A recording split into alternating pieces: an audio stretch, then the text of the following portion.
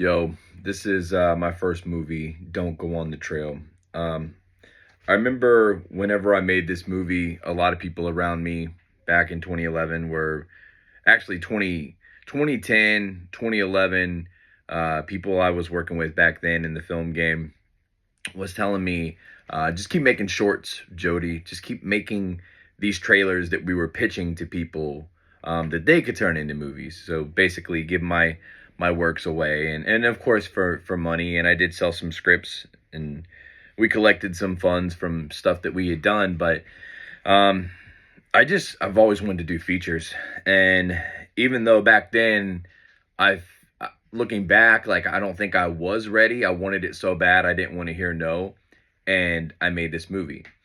Now, the crazy thing about this movie is the story that comes with it. And I've told it before, and I won't go into the long version of it. If you guys want to hear that in the future, maybe I'll cover it. But what was crazy is I got $10,000 back in 2011. I put 10 grand together and I was like, you know what? I'm going to make a movie and I'll just do the special effects myself. I'll make the music myself. I'll film this thing myself. And I was pretty good at a lot of those things. The one thing that I wasn't the best at in 2011 that I'm actually really, really good at now is cinematography and working a camera. Back then, it was almost like I had very minimal practice with the camera and was like, I'm going to shoot a movie.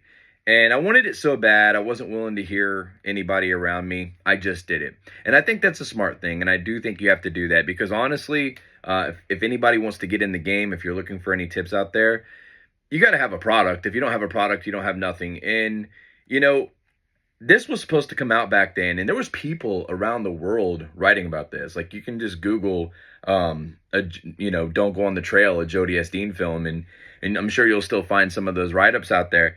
But they were writing about it, and I don't even think they had seen a trailer yet. They'd just seen a poster, and like it was had a natural viral buzz, and I got really nervous because this was my first movie, and I there was a part of me that was just being real with you guys. I was just embarrassed of it because it wasn't as good as I knew. It wasn't as good as what I knew I could make.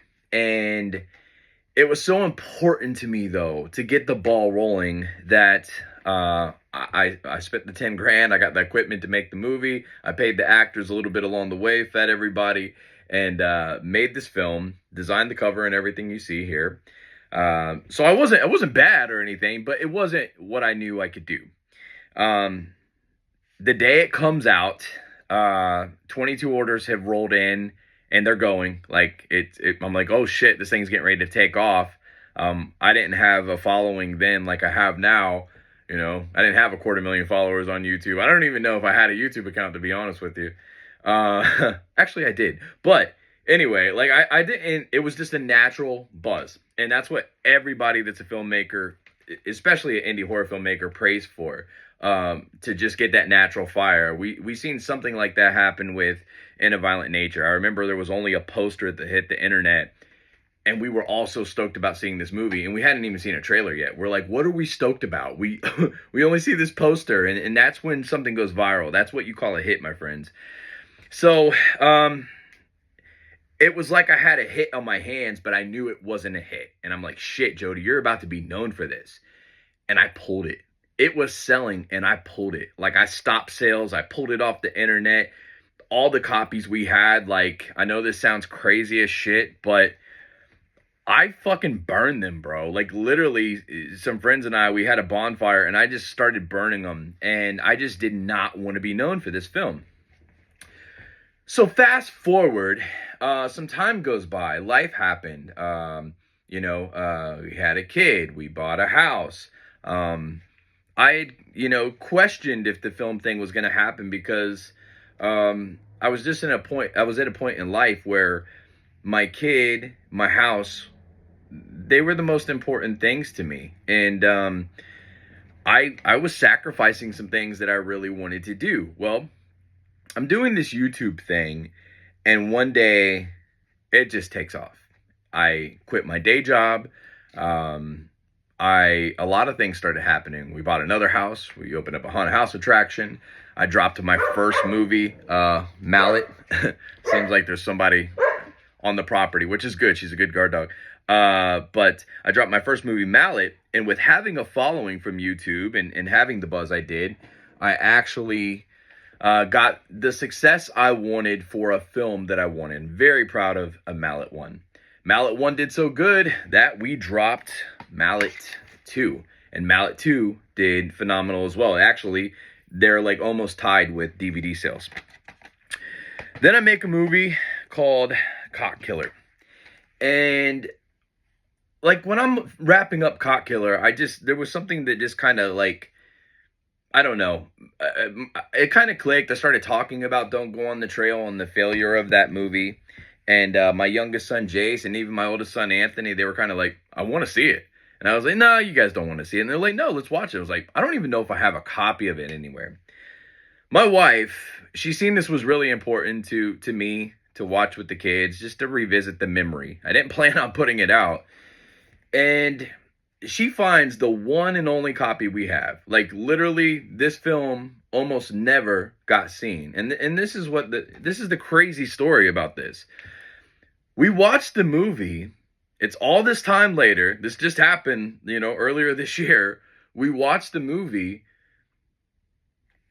and we're looking at each other and we're like, you know what? It's not phenomenal. It's not great, but it's actually not that bad.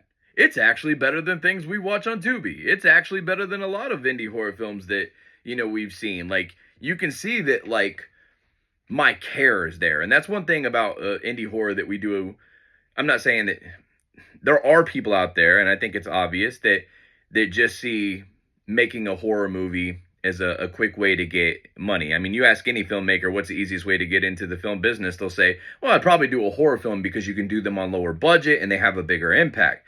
Well, some people, their thought process is, let's just shovel shit out there and put a good cover on it and it will sell. That's not what we do at Dean's Haunted Mansion Film Studios. I actually care about everything I put out.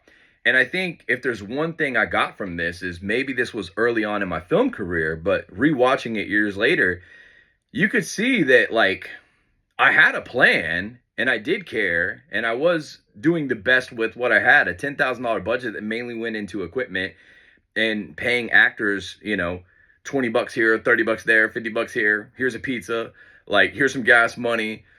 Made it happen at the skin of my teeth early on before having any like social media success or, anything that's happened since. And we decided, I was like, you know what?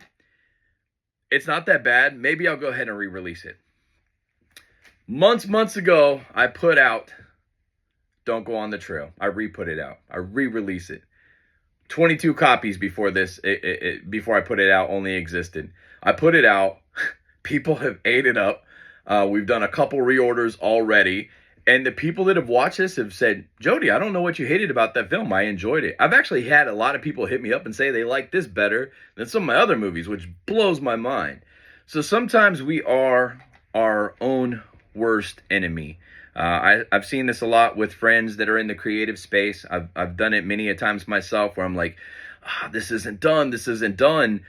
But honestly, man, I heard somebody say this. I don't know who said it, but somebody said, art's never finished. At some point, we just have to put the paintbrush down. And, I've learned to do that now. And everything I've put out, I'm happy about, even this film. And that is so crazy because forever I hated it. And now when I watch it, I know it's not my best work. And that's okay because we all have to start somewhere.